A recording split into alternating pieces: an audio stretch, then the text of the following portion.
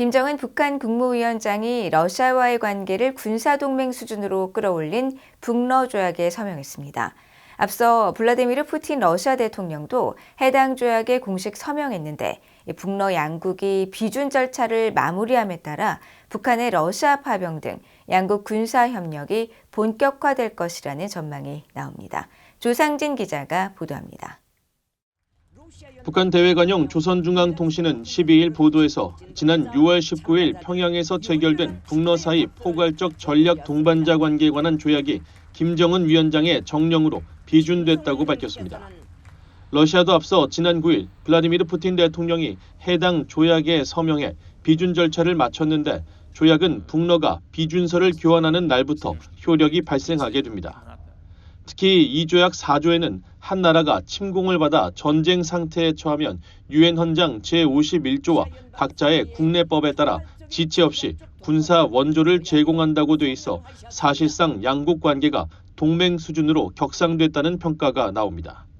한국 정부는 북러 조약이 공식 발효되면 북한이 인민군의 러시아 파병을 공식화할 가능성이 있다고 예상했습니다.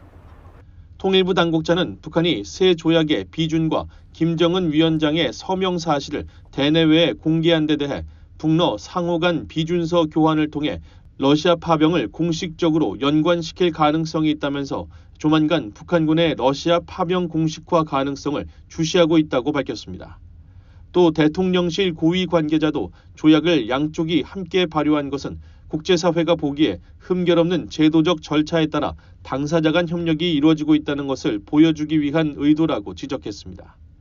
한국의 전문가들은 조약 비준이 북러 양국 모두 자신들의 불법적인 군사협력을 적법한 것으로 포장하려는 의도라고 평가했습니다.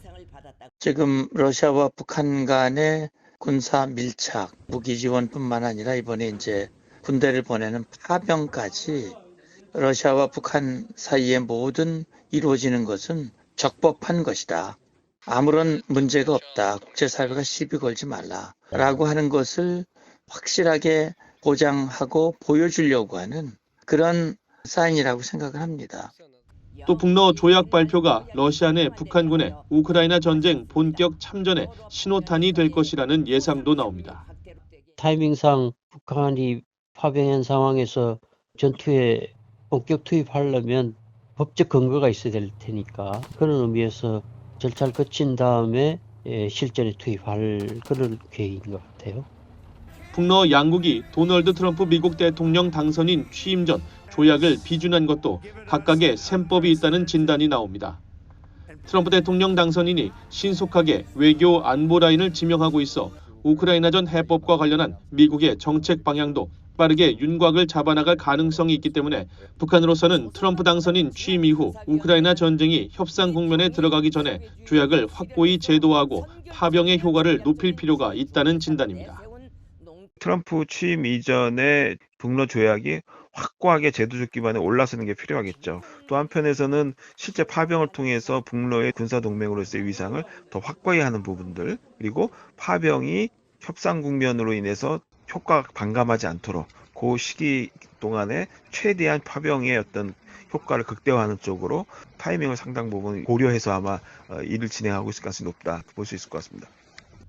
전문가들은 북러 조약 발효는 양국이 사실상 군사 동맹 관계로 격상했음을 공식화하는 것이라며 북한은 러시아와의 동맹 그리고 고도화된 핵무력을 활용해 일기 트럼프 행정부 때와는 다른 양상으로 미국에 맞서려 할 것으로 전망했습니다. VOA 뉴스 조상진입니다.